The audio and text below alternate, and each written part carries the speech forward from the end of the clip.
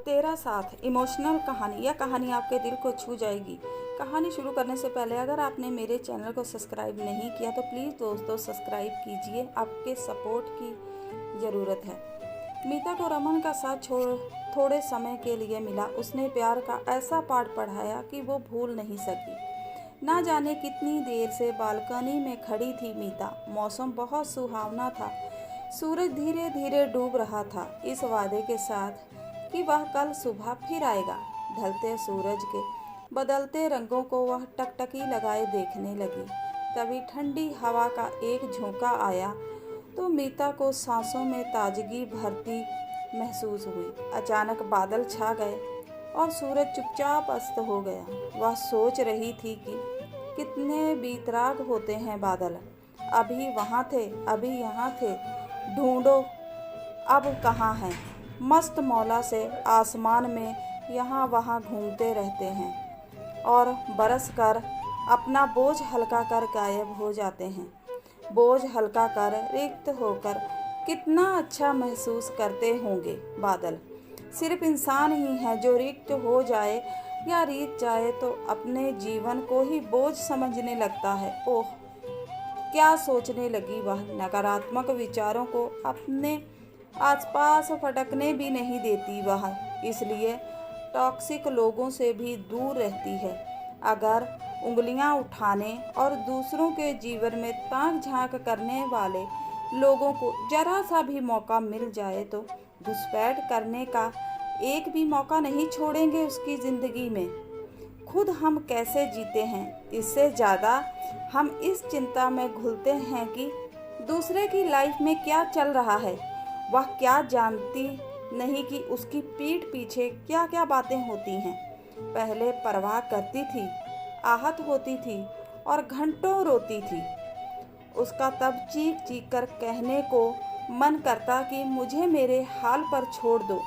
जो दर्द मुझे मिला है उसे सहने, उसे उबरने के लिए मुझे वक्त चाहिए, हिम्मत चाहिए और आप लोगों का साथ भी। लेकिन समाज सतावना देना, उसी दर्द के बारे में बार बार बात करते हुए उसके घावों को कुरेदता ही जाता है।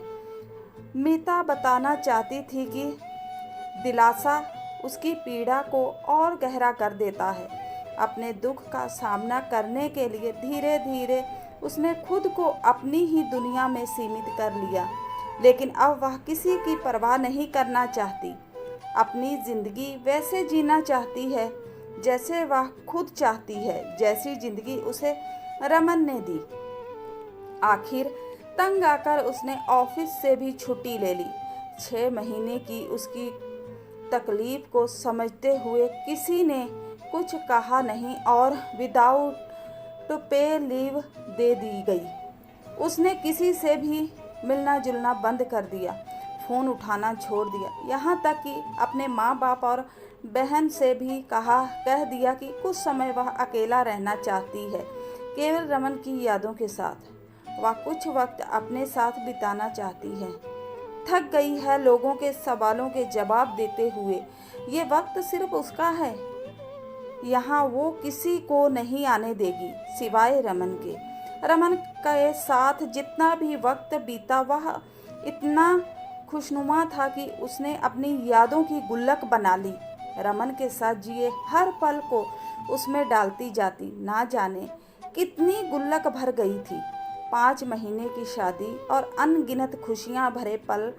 रमन का खिलखिलाता चेहरा हमेशा उसकी नज़रों के सामने घूमता रहता, जिंदगी से लबालब भरा रहता था। रमन हमेशा और जिंदगी ने ही उसे जीने का मौका नहीं दिया। जब उसे कार्डिया अटैक आया तो रमन ने मीता का हाथ थामते हुए कहा था, नियति को हमारा तुम्हारा इतना ही साथ मंजूर था, लेकिन तुमने मुझे इतनी खुशियाँ दी कि मैं तृप्त होकर जा रहा हूँ। फिर अपने खास अंदाज में हंसते हुए बोला, तुम्हारे साथ लंबा वक्त गुजारता तो शायद तुम्हारी मिठास घुले प्रेम से मुझे डायबिटीज़ हो जाती। यकीन मानो तुमने मुझे पूरा होने का मौका दिया। अगर तुम्हें भी ऐसा ही लगता है तो मेरे जाने के बाद आंसुओं को अपनी जिंदगी में जगह मत बनने देना। बेशक 2-4 आंसू बहा लेना और उसके बाद खुशियों को रास्ता दे देना। मन के भीतर और जिंदगी में हमेशा बने रहने के लिए, तभी तो मैं हमेशा तुम्हारे मन में चहलकदमी कर पाऊंगा। तुम जानती हो आई हेट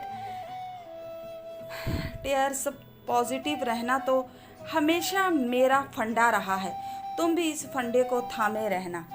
अगर आंखों में सितारे भरकर अपने आसपास देखोगी तो मुझे महसूस कर पाओगी। मैं तुम्हें खुशियाँ दे पाया हूँ तो उसकी एक गुल्लक बना लेना। जीना आसान होगा मीता।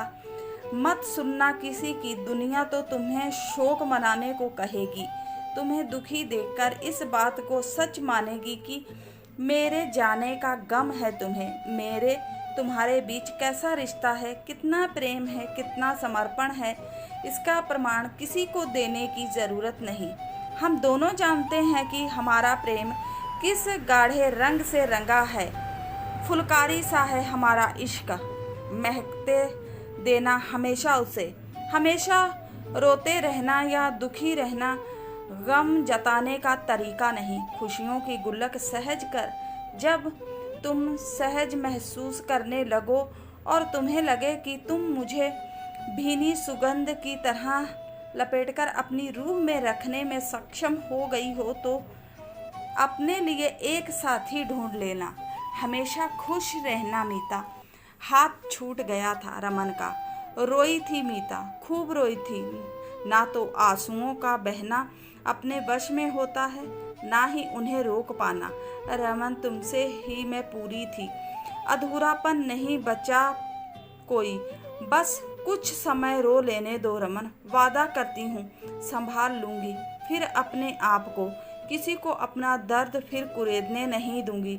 6 महीने मीता अपने एकांतवास में अपने से लड़ती रही। आंसू झरते रहे। रमन की फोटो लिए घंटों गुमसुम बैठी रहती, फिर उससे बातें करने लगती। रमन उसकी बात सुन रहा है, वह जानती थी। उसका खिलखिलाता चेहरा जैसे उसकी आंखों में कैद हो गया और उनमें सितारे भर गए। फिर उसने रमन के साथ जी हर खुशी को मन की गुल्लक में सहेजना शुरू कर दिया। रमन का प्यार कभी कम हो ही नहीं सकता, इसलिए गुल्लक हमेशा भरी रहती है। दुनिया ने क्या नहीं कहा, अपने में ना जाने कैसे खुश रह लेती है। पति के जाने का जरा सा भी दुख नहीं है। देख लेना कुछ ही दिनों में फिर घर बसा लेगी। आखिर उम्र ही क्या है, अभी 32 साल की है। बाकी की जिंदगी अकेले कैसे काट पाएगी। साज श्रृंगार में भी कमी नहीं आई है। मीता नहीं सुनती किसी की बात।